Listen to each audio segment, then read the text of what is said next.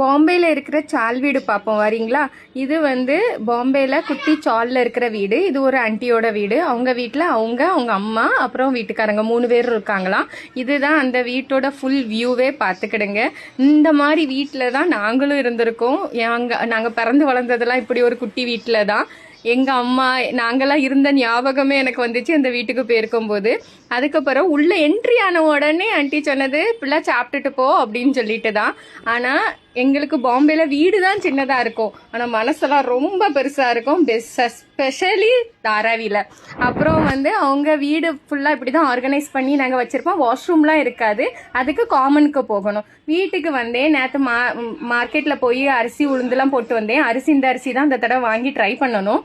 அப்புறம் வந்து இவ்வளோதான் இந்த மாதத்துக்கு போட்ட ஜாமனும். எங்கள் வீட்டில் இட்லி, தோசை, ஆப்பம், புட்டு அப்படி இருக்கும். அதனால அதுக்கு கொஞ்சம் மேஜராகவும் திரும்ப கொஞ்சம் ஸ்நாக்ஸ் கடலை அப்படி பொருளும் சேர்ந்து வாங்கிட்டு இருந்தேன். இது ஊர் இட்லி அரிசி, இது பச்சை அரிசி. இதுதான் இன்னைக்குள்ள blog. Thank you so much for வாட்சிங்.